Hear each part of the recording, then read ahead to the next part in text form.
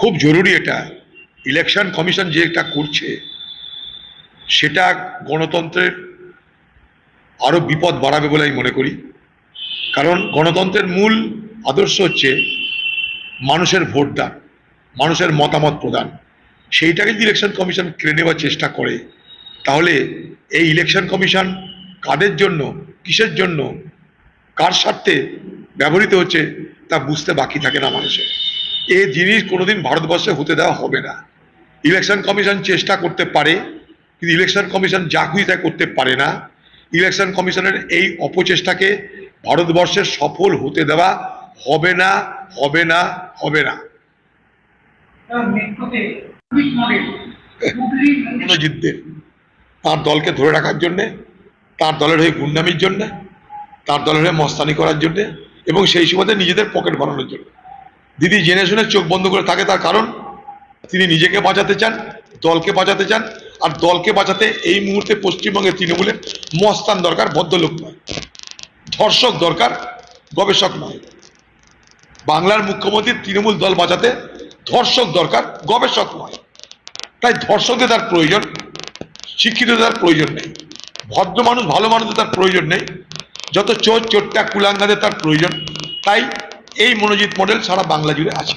কোথাও দেখতে পাচ্ছেন, কোথাও দেখতে পাচ্ছেন না, কোথাও প্রকাশ হচ্ছে, কোথাও প্রকাশ হচ্ছে না। লোকসভার সময় প্রতি দফায় 4 থেকে 2 বিরোধী দলনেতা অনুপস্থিত স্পিকার, কিন্তু উল্লেখযোগ্যভাবে মুখ্যমন্ত্রী নিজের ফেসবুক থেকে শ্রদ্ধাঞ্জলি জ্ঞাপন। এই তো মুখ্যমন্ত্রী ঝোলেও আছে, অম্বলেও আছে। মুখ্যমন্ত্রী দিদিতেও আছে, মুখ্যমন্ত্রী মোদিতেও আছে, মুখ্যমন্ত্রী হ্যাঁতেও আছে, মুখ্যমন্ত্রী নাতেও আছে। ভারতবর্ষে যতগুলো রাজ্য আছে, যতগুলো মুখ্যমন্ত্রী আছে, 7 আনার 1 আনার নাম বাংলার মুখ্যমন্ত্রী মমতা ব্যানার্জি।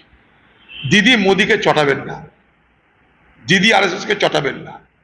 কখনো শুনেছেন দিদির মুখে আরএসএস নেতা মোহন ভাগবতের বিরুদ্ধে একটাও শব্দ শুনেছেন? না।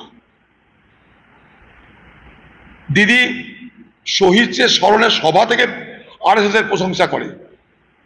তো সেই দিদি শ্যামাপ্রসাদ মুখার্জির জন্য শ্রদ্ধা জানাতে পারেন, লুকিয়ে চুরিয়ে কেন? শ্যামাপ্রসাদ মুখার্জি জাতীয় নেতা ছিলেন, খোলাখুলি করেন। শ্যামাপ্রসাদ মুখার্জি দেশের কোনো অপরিচিত ব্যক্তি তো নয়, জাতীয় নেতা ছিলেন, বাংলার নেতা ছিলেন, সে একজন বড় ব্যক্তিত্ব। লুকিয়ে চুরিয়ে ইয়াও হয় উয়াও হয়, স্পিকার এলো না আমি গেলাম, এদিকে হলো ওদিকে হলো, এটা এই চালাকি কেন করছেন আপনি? আপনার রাজনীতির নাম চালাকি। আপনার কতটা ঠিক বলে মনে করেন এই বক্তব্য কি কার্যকরী বিজেপির?